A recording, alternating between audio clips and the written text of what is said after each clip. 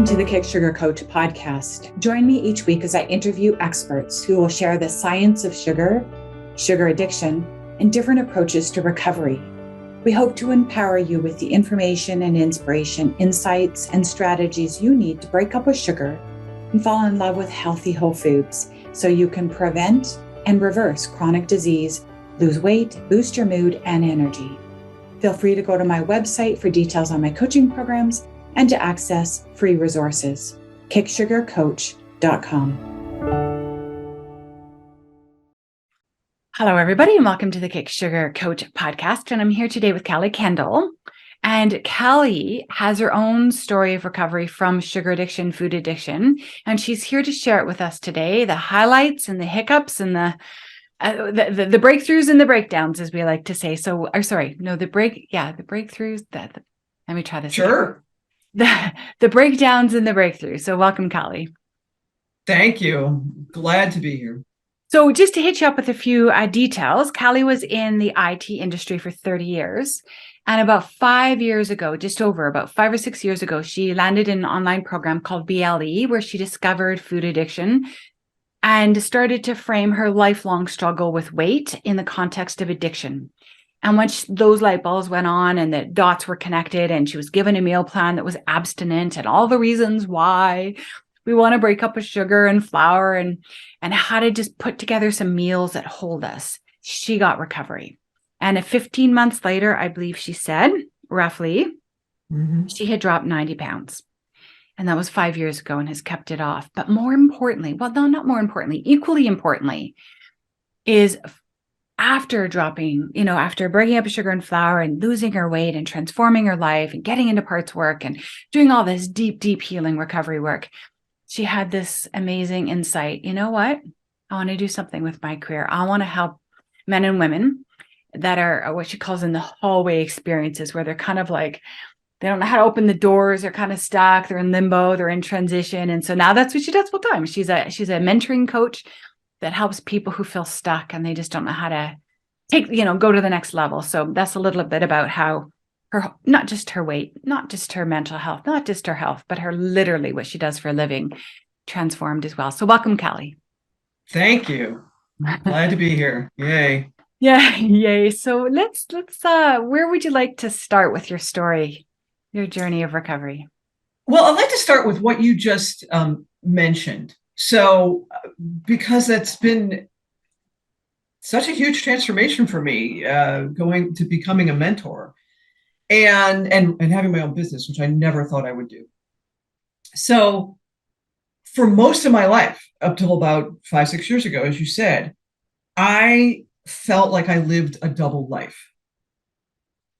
So, on the one hand, I was doing all this self-development and going to these classes and all of that, and starting in my 20s. And it originally started with doing dream work and just has blossomed from there. On the other hand, here I was working for corporate America in, the belly of the beast, IT, information technology, in pharmaceuticals, big pharma. And so I spent my days, all buttoned up and trying to, please the chain of command or whatever, and then and do their bidding. And then nights and weekends, when I would be taking classes and such, I was trying to figure out what I wanted and what was going on inside me. And so it just felt like this double life. And it was a balance. It was what I could do, but it didn't feel comfortable. It didn't feel great. And I felt kind of stuck. So when I finally found this method, bright line eating, that allowed me to get and stay in a body that is that's workable, that is the size that works for me, so much opened up. And I no longer live that double life. So I don't work in IT anymore, started this business, and I walk beside people who do who are trying to figure this stuff out for themselves. And I get to use all of me, where the expression I use, and because it was true, when I was in corporate America, I felt like I had to check my soul at the door every day. I just had to like deposit a huge part of myself. And now I don't do that anymore. And now I feel like a whole person. And the reason this is important is that I feel like this couldn't have happened unless I got off the sugar and flour. That's, in retrospect, I certainly didn't go into, I went into for the weight loss, as we all talk about it, for the health. I mean, that was definitely for health and weight loss. But within that first couple of weeks, brain fog cleared. This is fog I didn't even know I had. If you'd asked me, I wouldn't have said I had it, but all of a sudden I'm thinking more clearly and I'm calmer and I'm like, wow, who knew? And then within a few months, I had more energy, more vitality. I just felt more me. And, with that, came, oh, what can I do with this? And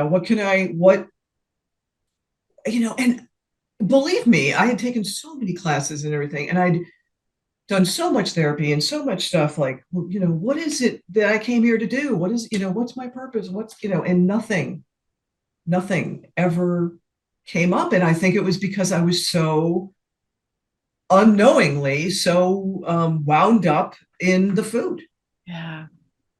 Right. It's all consuming, especially when you're on and off diets, right? Because it's so draining and demoralizing, and you just feel like you're Yes. on a merry-go-round, and you're like, hey, wait a minute. I've been here before. Yes. It's like, you do. You feel like you keep repeating that journey. Yeah. Yeah. And not really getting anywhere. Yeah. And I had other things that were super helpful, like I don't know if you've ever talked about this or experienced this yourself, Florence, but my sleep improved dramatically after about 6 months. And what I understand now, that there wasn't even any advertising about this, but no sugar, no flour, it resets your circadian rhythm. I've not heard that. Tell me more about that. Are you picking me up okay? Because it seems I'm getting You froze just for a second, but I think you're back. It was just okay. Yeah. Good. Yeah. So I don't know that much about it other than well, okay, we have, I don't know what they're called, but we have cells in our brain that can go that can flip, can go either way. They are either trying to help digest and deal with all of that when we eat. So when we constantly eat, that's all they do. And when we take a break, you've heard many people say, hey, don't eat 2 hours before bed or whatever. So it's along those lines that I don't know how long it takes. It takes a while, several hours, but they'll switch over and they start doing repair. And they start, building new synapses and doing all this kind of stuff. So if we're grazing, and the same is true between meals, like, they can kick in there as well. And apparently we have circadian rhythms throughout our body. There's not just one place. So like I don't know if it's all the cells, but I think most of the organs have their own circadian rhythm. So that's part of it too, is having the regularity. Right. That makes sense, right? Because we're on a rhythm with meals, and that helps. And our organs are not overloaded, so they can maybe find their own rhythm again, and maybe that all contributes to a system that's reset. Yeah. I was so thankful because I struggled for so many years, with perimenopause and such. Um, I was down to 3 hours a night for a couple of years. Oh, I had eked my way back to maybe 5 or 6. Mm-hmm. And then when I started, not doing the sugar and flour, 7. I can even sleep 8 sometimes when I give myself enough time. Yeah. Um, Nice. it was And like a is it still miracle. good? Did it persist? Are you still in the same? Yes, it persists. Every once in a while, of course, I feel like everybody Yeah. have sleep issues, but so Yeah. that was huge. I think I mentioned before when we were talking, but I still have some allergies. Oh, yeah. No miracle there, but um, I have witnessed them decrease tremendously doing this. And whether I can contribute it just to whole food and not processed food, um, but I know the sugar can really amp up our reaction to that. Dr. Nancy Appleton, who wrote the book called Suicide by Sugar, and there's several others. She was one of the early Oh, scientists. wow. Yeah, Okay. she really, really early scientist working at a Loma Linda University. And she's the one who wrote the very famous 146 ways sugar harms your health or damages your health or whatever. So she was writing a book I think she was in her 80s when she was working on this book, and it was all about linking sugar to allergies.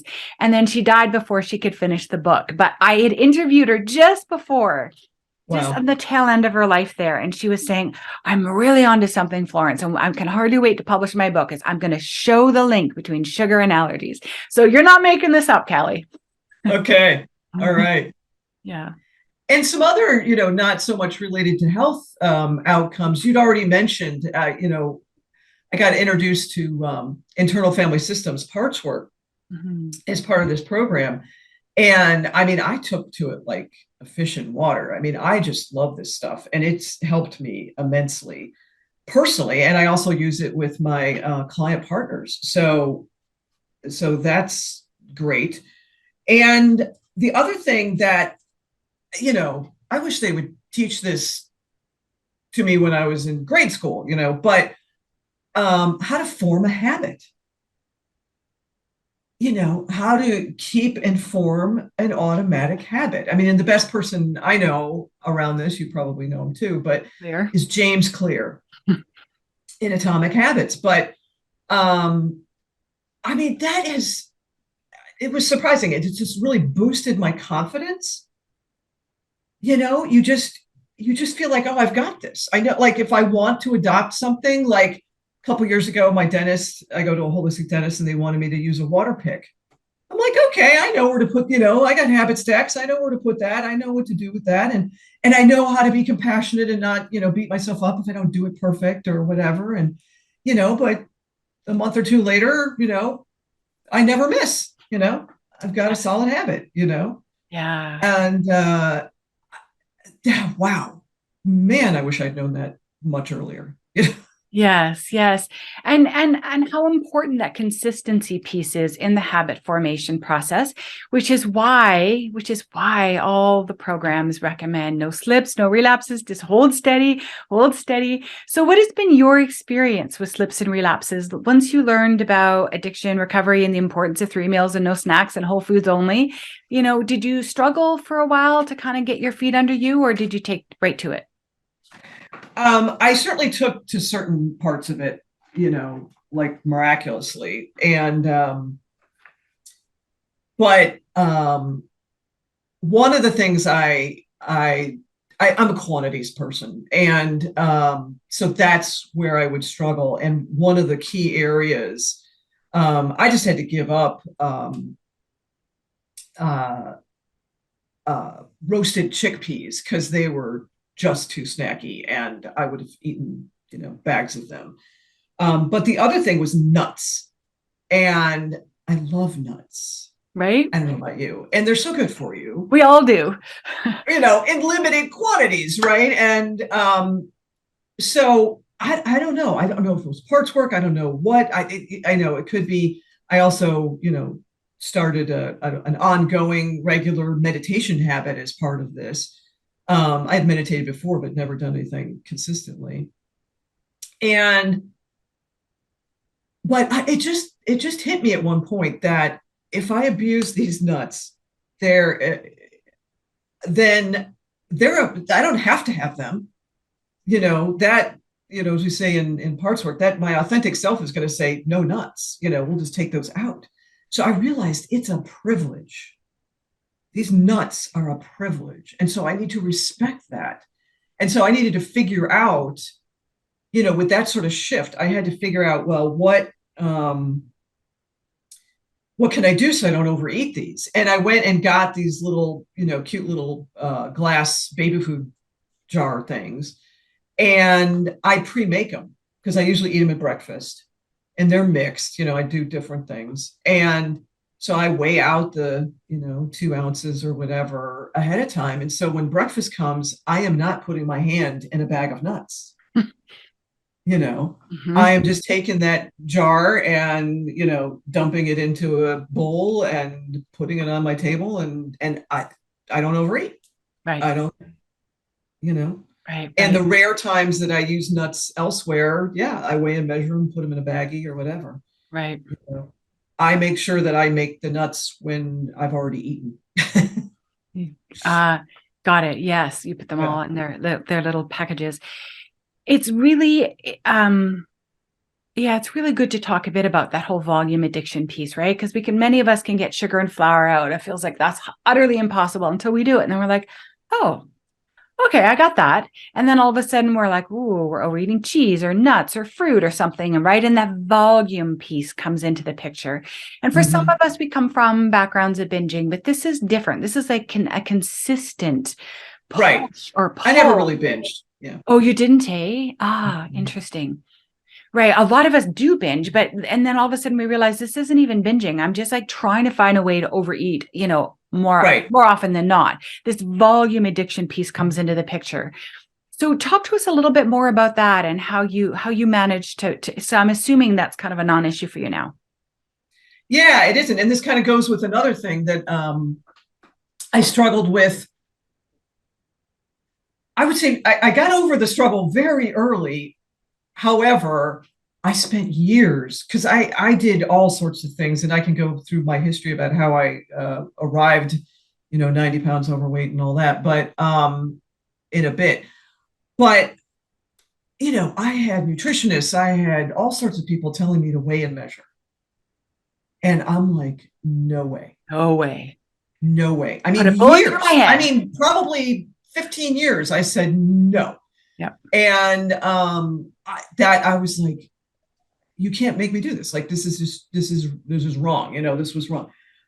And for whatever reason, I was just all in, maybe because I had tried everything else, but I was like, let me experiment. Let me just try it. If a month from now it doesn't work, I'll go back to not weighing and measuring. But I, dutifully bought the scale and all this kind of stuff. And I had the hugest turnaround. I don't know if you've experienced this or your clients have experienced this, but I found so much freedom. There was so much freedom. I'm still gobsmacked. I mean, I'm like, oh my God, this is my food. Like a whole level of legitimacy comes in, right? It's like, and the first time that my partner's name is Tony. The first time I had my grapes, weighed and measured there, and I'm putting my stuff on the table, and he's like, "Oh, these grapes are good." I said, "Yeah. Did you?" And he goes, "Oh no, I just had some out of your dish." And I'm like, "You did not?" And I'm like, "How many did you eat?" He goes, "What's the matter?" And I'm like, "Because they're weighed and measured. They're mine." And he's like, whoa. And I'm like, how many did you eat? He goes, 2. All right. I was like, well, then you can wash 2 more and put them back in there. Yep. And he never did that again. So yeah, it was. And another thing that I wanted to share that happened with this, a couple months into this, newfound freedom of I get to weigh and measure, and that feels good, where I thought it was going to feel terrible. I and I'm not sure what you recommend. So I'm mostly whole foods plant-based. So I eat almost 2 pounds of vegetables a day, Mhm. and then fruit on top of that. So when I sit down to a meal, I mean, you know, my when I visit my parents, my mother still says after 5 years, do you know that you eat your salad out of the bowl that we used to serve the entire family Family. to? Yeah. Yes. And so it can be large, you can be sitting down. And the term that came to me one day was, I get to sit down to a confident feast. Mm. It is a feast. It is all this beautiful food. It is gorgeous food, and it's my food. It is, and I don't mean just possessive. I mean, this is what my body needs and wants. And I am 100% confident that that is what will keep me healthy and, keep me going and give me energy and all the things that you want food to do, Mhm. you know, Mhm. um, minus entertainment and other things. But so yeah, a confident feast. That was, I mean, what a turnaround from no way am I weighing and measuring Yeah. to now it is one of the pillars of my program. Yes, I had the same experience, and I'd have these long stretches of weighing and measuring perfectly, sometimes like almost 2 years, back to back, every meal, barely ate out, total peace, extraordinary peace. And then I actually had moved to a community where there were no particular 12-step meetings. And I kind of drifted away from the program, and I kind of used the scale every now and then. And then I thought, oh, this is freedom. I know I can eyeball. I'm doing great. And every now and then I would sort of do a little spot check, and I was within a quarter of an ounce of 4 ounce. I was like, yeah, you got this. You can, Mm-hmm. you just give it time, give me time. And I just wind up, back into my volume addiction patterns. Right. And it's so Yeah. frustrating. And then I pull the scale back out and I'm like, oh, why did I ever put the scale away? I just love. And then I drift away from the damn scale again, right? And I think, oh, this is so good to be untethered from that stupid scale. And it feels like freedom until I'm back in the bloody ditch, like with volumes, right? Never sugar flour so much, but it never. But oh man, that on again, off again relationship with the scale. But every time I get back on, and I think it isn't just freedom, I feel deep peace. There is no Mm-hmm. peace that I can experience, even when I'm right on track with my food, but I'm not using my scale. It's still different. It's still different, Yes. Yes. isn't Because it? in general, I don't use a scale at a restaurant Right. anymore. I Yeah. did originally. Wow. Um, and that, to be specific, I would, the first couple months, mostly I would go to like diners because you can order anything there and it's a la carte and, Mhm. it's much more casual. And that felt good, and it felt okay. Bringing a scale, nobody cared. Turned out nobody cared. Really? Wow. Nobody even noticed, Wow. because you have it under your plate, and they don't know. Oh, interesting. Right. Because you have one of the big ones. When I go to a restaurant, if I bring a scale to a restaurant, I have one of those. It's like an X, Ah, and it okay. folds up because I can put it in my purse. Okay. It's a travel scale. Okay. I don't like it as much because it's harder to read the numbers and all of that stuff. I Mhm. love my other scale, but yeah, it's way too big to bring. Um, but yeah, I restaurants, and we're talking quantities. So, back to that privilege thing, right? So when I go out to restaurants, it's nice to have, a nice cut of meat or something like that I wouldn't necessarily have at home because I'm mostly plant-based at home.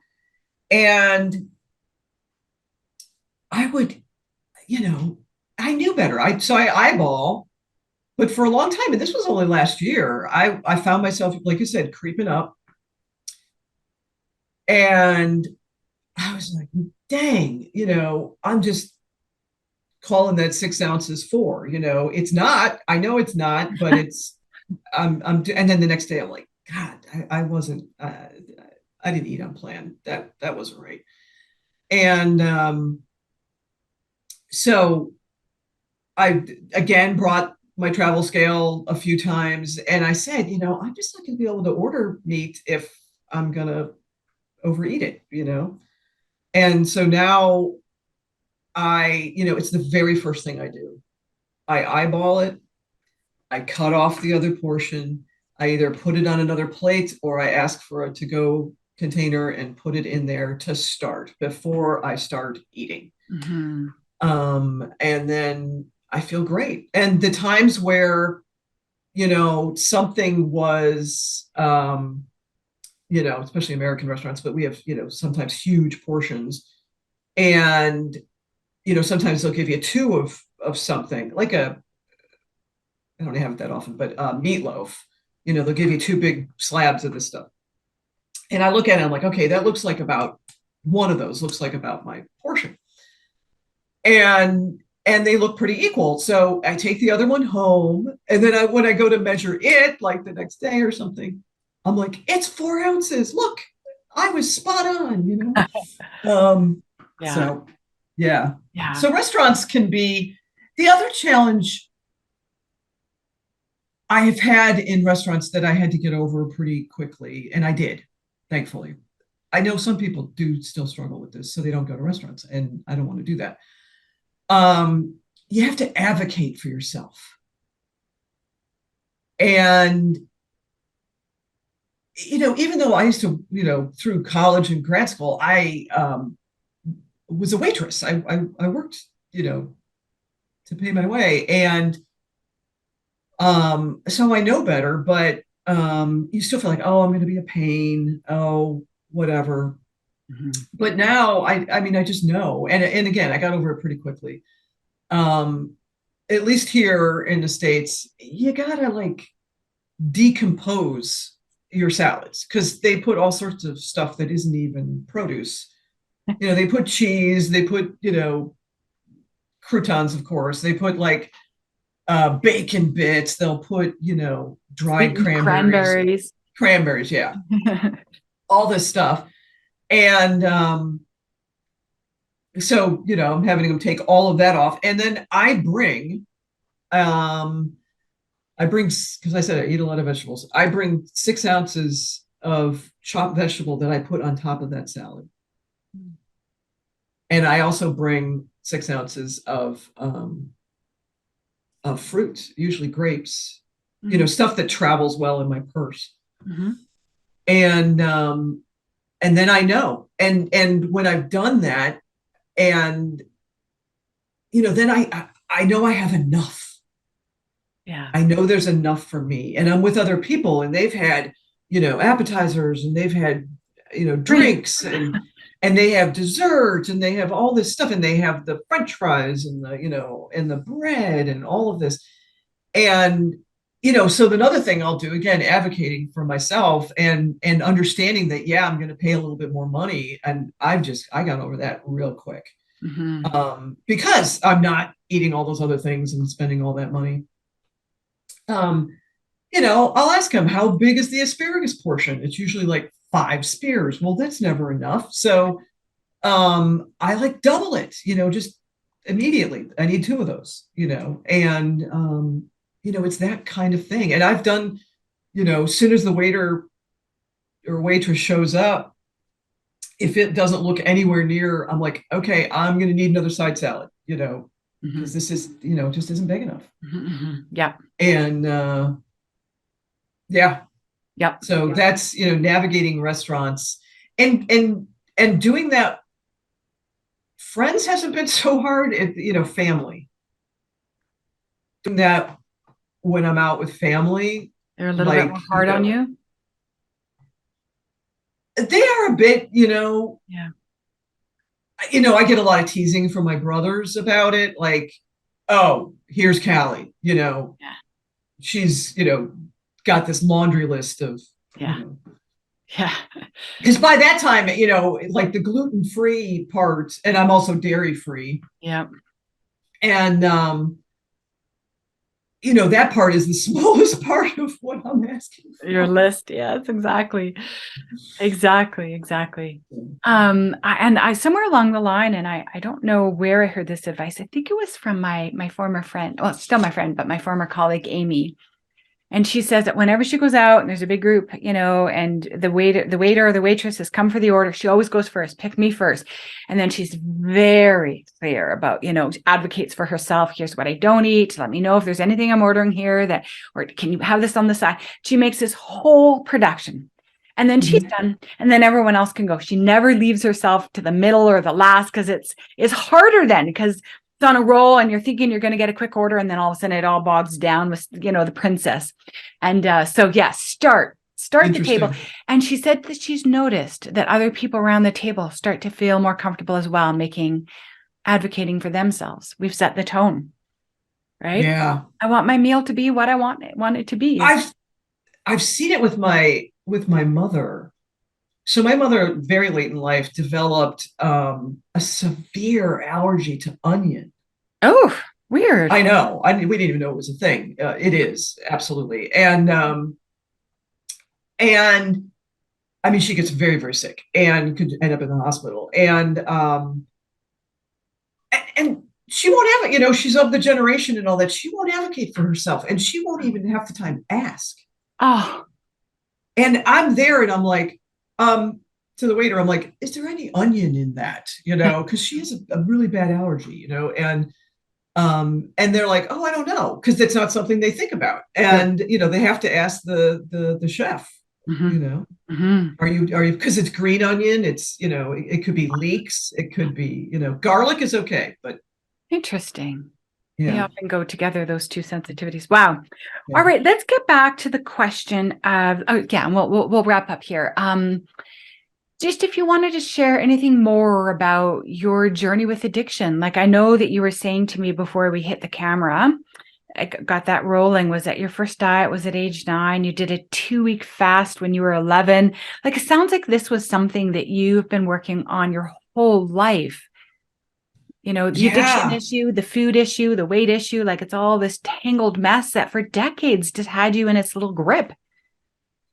Yeah. And one of the things I wanted to share, I mean, my mother is this incredible cook, and we had some of the healthiest, best food than any of my friends or extended family. And we didn't buy candy, and we didn't buy, I grew up in the Midwest outside Chicago, and we call it soda pop. We didn't buy that. So we didn't have these things. And yet I found it yet. So I had a good friend, when I was like 6 or 7, and 2 doors down. And this is just lack of education, right? People just didn't know. I'm not sure they fully know now, but they certainly didn't know then. And his mom, I'd go over there like every day in the summer, and his mom would make us this huge thing of iced coffee, right? With sugar and cream and of course coffee, which is the thing you want to give kids. And then hopefully this doesn't trigger people, but cinnamon toast. So that's cinnamon sugar on top of butter and toast, every day. On top of, I would have just eaten, some kid cereal or whatever. So, wow. And then another, like, looking back, telltale sign that I was addicted to sugar. So I used to go backpacking, and between like when I was 9 and 16, I went every summer for like 10 days, Upper Peninsula, I can't say, Peninsula of Michigan. And one of the leaders would bring this concoction to replace coffee because that wouldn't be easy to do. So it was powdered iced tea. Sounds disgusting now, but powdered iced tea and Tang, which you probably don't even know what that is. Oh, I do. Yes. Oh God. Oh yeah. Oh God. And she would let me have some, and then I got completely, hooked on it. And I remember, here I am, 9, 10, 11, 12. And I'm like, I can't function without this. Like, I can't greet the day unless I have this stuff. And I go home and I make my mom buy it and stuff. Well, for those of you who don't know what Tang is, it was at the time um, supposedly something that they gave the astronauts to take into space. It's a powdered orange drink. There's nothing natural about it. I looked it up just before this to figure, like what's in this stuff. 90% sugar Oh my goodness. and some flavoring, orange Artificial colors, artificial flavors. I know. I remember I was so addictive. Oh, so then I used the to eat it by other the spoon. Did you not? Did you get to the point where you just like, let's just skip the water? I'll just I scoop it. didn't do that. I didn't do that. Oh. I did mix it. Um, so the other thing I did a lot of was bake. Mm. I started probably about 9 years old or something like that. And it was a way I figured out later through much therapy, but it was a way to connect with my family, to give them something, it was like a way to give love, It was right? love. Yep. But I just baked everything, besides, cookies, pastries, cakes. I don't even like cake. I never liked cake. And What? I know I'm strange. And I think that's why that gluten doesn't agree with me because I don't like cake.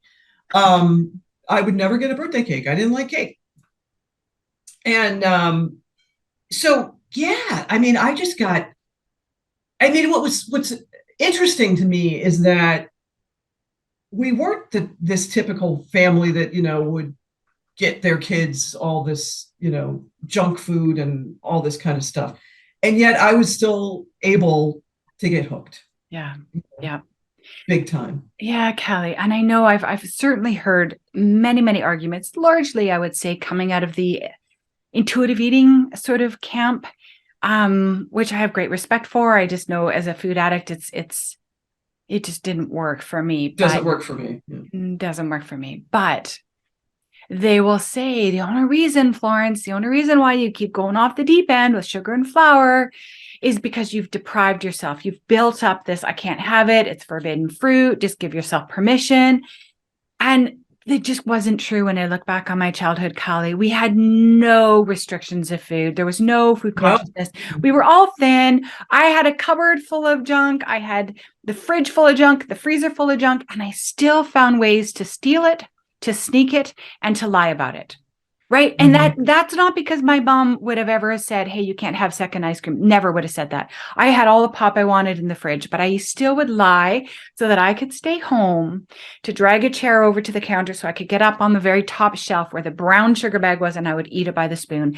There was no reason for me to have done that in secret the way I was, except some part of my brain knew I didn't want other people around. This was my time with my drug.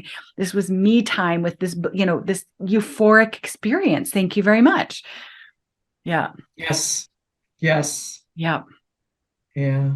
So let's talk a little bit about flour. I know that you'd already given up, gluten years before you got into food addiction recovery work. But I know it's one of those things that sometimes what's the last thing we give up, because it's not sugar, it's not white, it's not totally addictive, it's not totally horrible for the body. And, I don't tend to overeat crackers or even go off the deep end with bread. So lots of people still hang on to that. What was your experience with that? So in the program I was in, they actually, coached us that it was just a few steps away from sugar in its effect on your body and especially your brain. And that it would light up those addictive centers of your brain. And I didn't want that. Right. And what happened, I was all in for the experiment. If this worked, I was shocked when I joined because I thought it was just gluten-free. And once I found out, very quickly in the first couple of days that, I had to get rid of the almond flour and all this other stuff. I'm like, whoa, okay. But I had spent, being gluten-free for 5 years, I had spent all that time having to read so many labels and I have to do all this special stuff, right? what I found out in those first few weeks is it was so much easier. I just ate whole food. I didn't eat that stuff. And because I'm gluten free and I get extremely sick if I have any, um, I while we could have done like, I assume you guys have like Ezekiel bread or whatever. I could have done something like that. I couldn't have because it has gluten in it. So there are very few things that I could eat. And most of it I didn't want to eat. And I just realized that there was so much freedom and, kind of what you were talking about before, peace in it's just not my food. Mm-hmm. I don't eat any bread. And, it's just easier. Mm-hmm. And then I actually wouldn't say my food is simple because I took this challenge a year or two ago or something. One of the what is it called? Food Freedom. I can't think of it. Ocean Robins. Anyway, Mm. um, they are great information on whole food, plant-based stuff. Yes. And um, they had somebody on one of their summits or something saying that you want to get as many fruits and vegetables in a week as you can. And like, I think it was aim for 30 or something like that. And then when you give me a challenge like that, I thought, well, I've never thought of measuring. I like variety. So I will actually, my salads, wow. I mean, I just, if it's in the refrigerator, I may only put, one thing of baby corn, but it's going in there. So I I tried to maximize what you're doing, and they include spices. So every spice you're using is one of them and things like that. Well, so different fruits and vegetables in a week, I had like 80. What? Yes. Wow. You know, so I just want to say my food isn't simple in that sense, Mm-hmm. but its preparation is simple. So I pretty much I mean, saute is like the most complicated thing I do. And I'll bake and roast stuff, but I don't do like recipes. Mm-hmm. Right. And I think if I got into the flour, even if it was almond flour or whatever, or even things that are allowed on our program, like something with oats or something, make some sort of pancake or something. That would feel like it was my old life, like Mm-hmm. all that baking and all that stuff I used to do, and I don't want to go down there.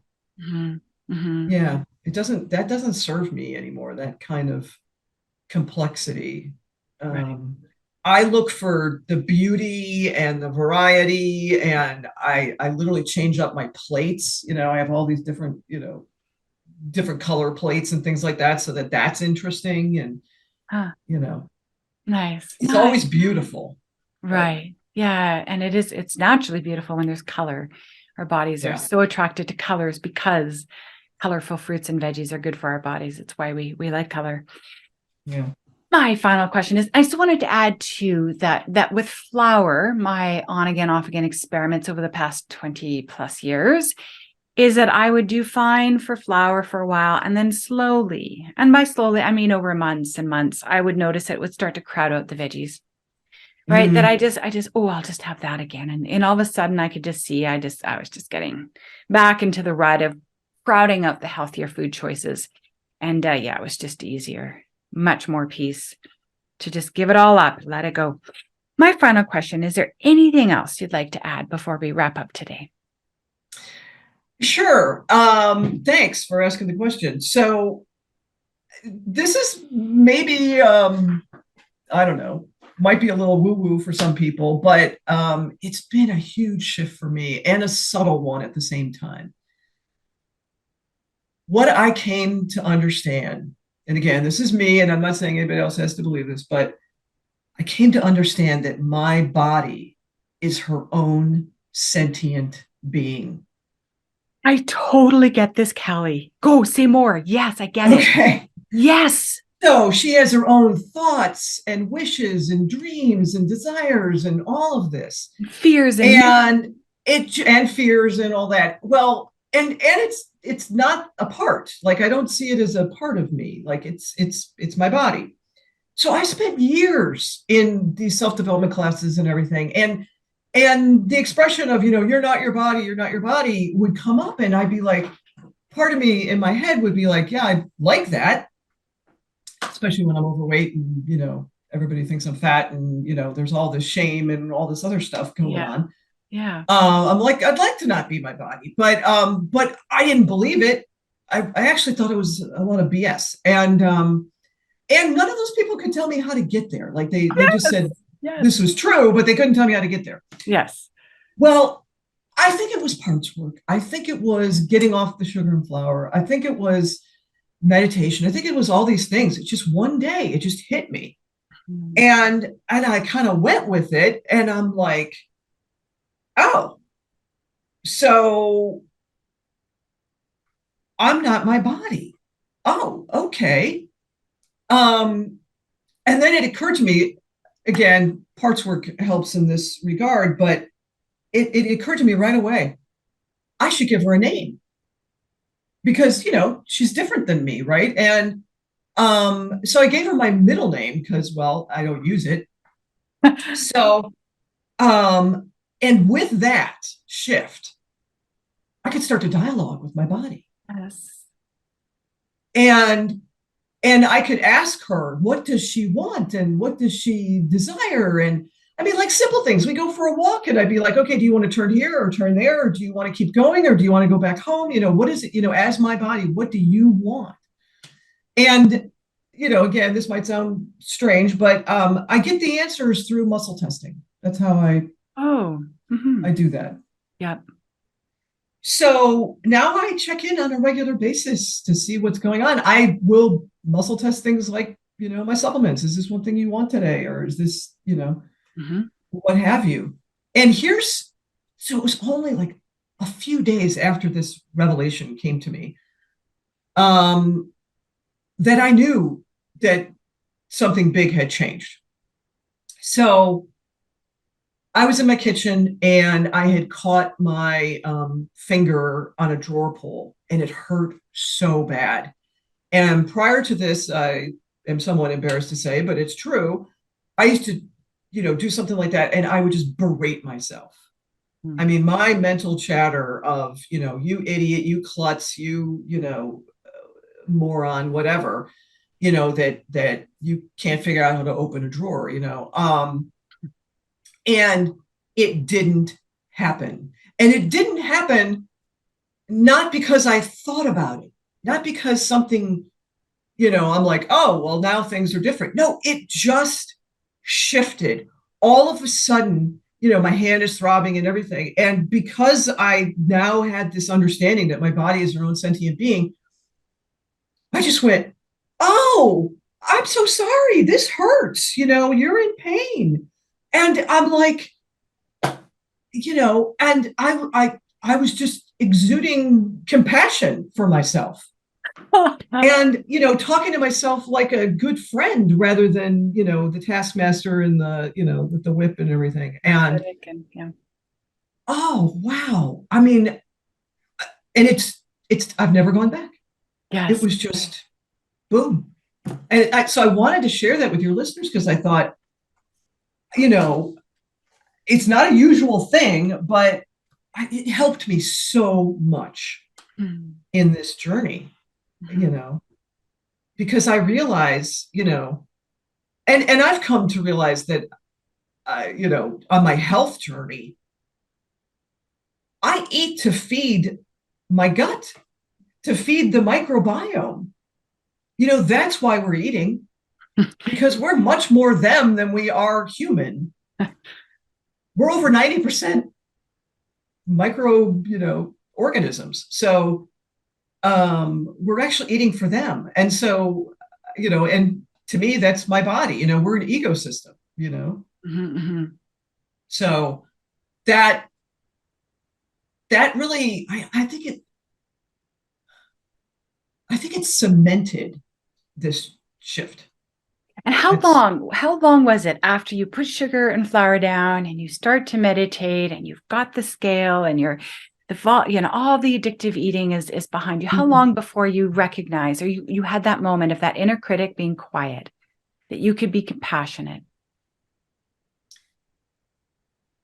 I'd say that it was probably a good 8 months. Oh my God, that early. Oh It my seems goodness. long, but Oh, that's quite early. okay. I think so. Yeah. I mean, I think we notice improvements by then, but not that dramatic, like a total shift. Well, I think that's why this shift, this finding out I had that my body is her own sentient being. Without that, I think that critic would have kept going. Oh, interesting. Interesting. Yeah. But and I have to say one of the things that I so celebrate, and I can tell you're the same, but we don't know what my experience is. I didn't know. I knew that I should be compassionate. I didn't know how. Right. And so then it was just one more thing to beat myself up about. Mm-hmm. Yeah.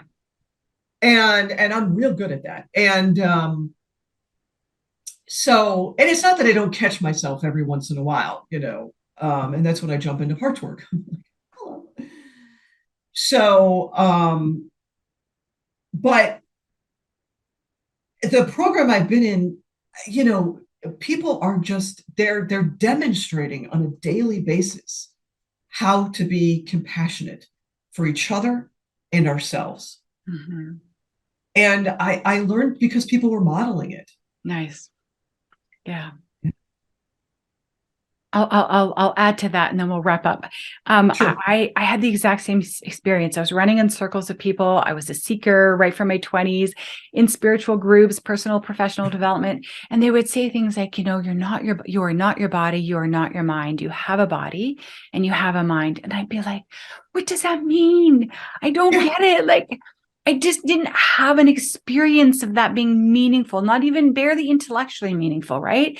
And I'll be like, all right, you're saying I'm a spirit, I'm a soul, but it just didn't click until I was on the other side of my addiction. Because when I was an addict, I was so collapsed into the pleasure drives of my body. Oh, I right. was one with the body. I was just in the crisis of chasing highs and recovering from binges and struggling with diets and all the health issues and crisis. I mean, I was just so wrapped up in the life of the body. It was almost like it's all I could think about was the Mm-hmm. pains and the aches and the struggles and what I was eating and what I didn't eat, what I ate too much, like all that. That it wasn't until Right. that ended and got quiet that I could begin to experience that space and that separation. And now it's like a complete no-brainer to me that we are souls in a body, and we have a body and it's sentient. And it was through trauma work for me, through the polyvagal trauma work, where they Right. talk about the need for the body felt experience of safety. You can't intellectualize that. The mind, it has to be a body felt. And I'm like, right, my body is registering safety all the time and bringing fears from early childhood. That's just its own life, its own thing. Right. And I could have that exact same revelation. This is literally like a child or a puppy or something that is preciously it's my responsibility to care for it, to be in dialogue with it, to listen to it, to respect it, to be grateful for it. Right. Instead of like, come on, give me more. We got to get this. Right. We got to get this task done and we're behind and we're late. And how could you be so dumb? Right. That all the inner critic, Mm-hmm. terrible abuse. Yeah. Very One similar. of the things I did, it occurred to me a couple months after that, is I wrote a letter to my Mm, body, because just everything you just said, I like thanked my body, thank you for putting up with all of that abuse and all of that, berating and all of that stuff. And still did the best you could, mhm. you kept showing up and, allowed me to function and, got me where I am. And, Yes. Yeah. That's amazing. What a great idea. Yeah, it's keeping us survive. And all the years that we spend blaming, how did you betray me? How did I get to be 90 pounds overweight? And now I got Mhm. achy knees and I have nothing's like, and all the shame we have about our bodies. And we realize, oh my goodness, you have been the most exquisitely honest thing in my whole world, the most honest. That when I look in the Yes. mirror, I saw a body that was betraying me, but what you were doing was exquisitely expressing the lack of care, right? That it was me doing this to you. It was never you doing this to me, right? And you go, oh, I'm so sorry. I'm so sorry. Let's get back. Let's get on the path. Let's start with the food. Let's get you abstinent. Let's get you beautifully nourished. And then it all unfolds from there. And you're just at year 5. Like, who knows what year 10 will bring, right? It's such a cool journey that Exactly. yeah. Yeah. I Yeah. mean, I would say I'm in what I call the early autumn of this journey, Yeah. because I feel like I am definitely harvesting those benefits, but I've got a long way to go. I I look at, my life going forward and I'm like, it just gets better. How good can it get, right? That's the question we ask. Yeah. We put down the addiction and then we ask ourselves, how good can my life get? So Yes. join us here. Thanks everyone for tuning in today. I know this was a little long discussion. I hope you found it helpful, and I hope you're encouraged to join us on this sugar-free whole food path, and have a great day. Thank you, Florence. Bye-bye, everybody. Thanks for tuning in this week. If you would like more interviews, more information, and more inspiration on how to break up with sugar, go to my YouTube channel, Kick Sugar Coach, or my website, kicksugarcoach.com. See you next week.